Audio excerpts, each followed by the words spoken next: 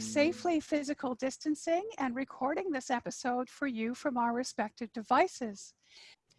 Our featured guest this episode is Laurie Smith. She has been publishing for over 30 years, as well as editing the work of others and facilitating workshops. Laurie's work has appeared in many publications across Canada and in the US, and her latest work to be released April 2nd, 2020 is Suck and Spit, published by Black Moss Press. Welcome, Laurie Smith. Hi, thanks for doing this and getting me through this. Our pleasure. Our pleasure. We're all experiencing new things right now, and we're just very glad to have you with us. So you've been writing poetry for a very long time. What got you interested and started with writing poetry? I was raised on nursery rhymes and started writing as a child in school, and had my first poem actually published when I was 10 years old. And I don't remember not writing. What has been the most challenging issue for you in terms of carving out time and resources for your writing? There's no issue in time really that's not as a result of my own laziness or shiny object syndrome. Something else comes along and I'd rather be out in the garden or something.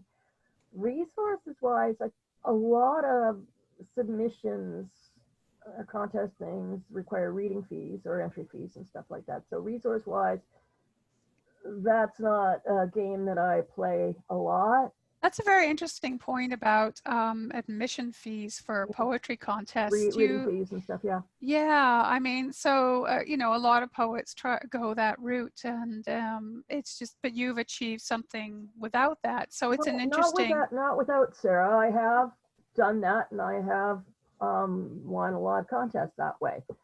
But okay. If you concentrate on that, that can be costly.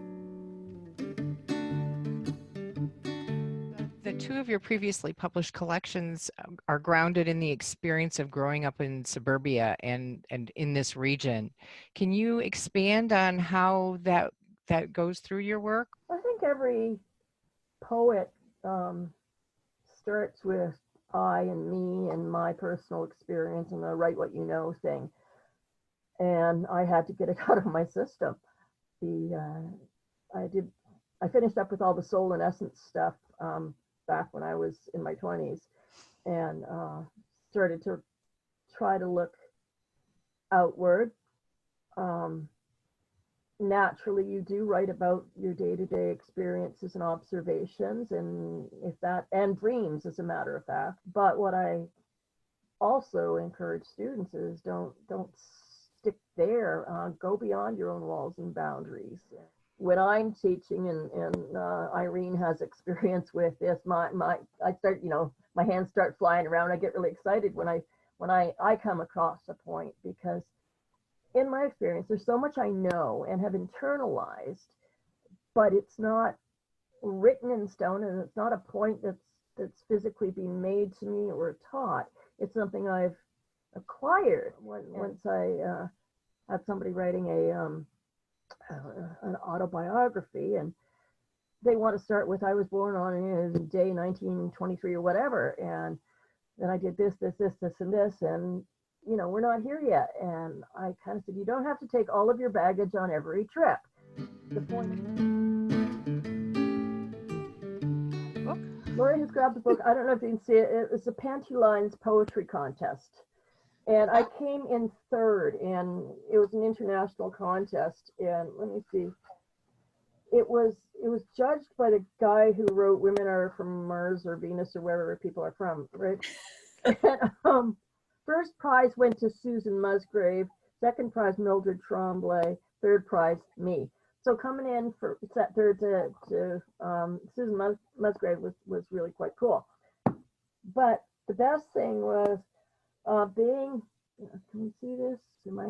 Being on the front page of the Windsor Star, holding up my red bikini underwear.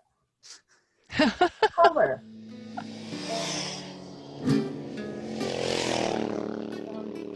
I think the big one I'm working on, well, not big, but full collection, is called Naked Dolls at Heidelberg, and it's a feminist collection. It's probably even more harsh and dangerous than Said the Cannibal and Suck and Spit. In what way? Tough one.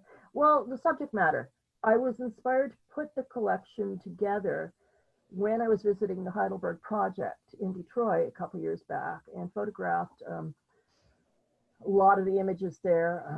There were dolls all over, and most of them were unclothed, and a lot of them were in compromising, vile, dangerous positions. And it just, the contrast between the innocence of the dolls and how exposed they were out in this open air project just really moved me and compelled me to pull together a lot of the feminist writing I had been doing all along.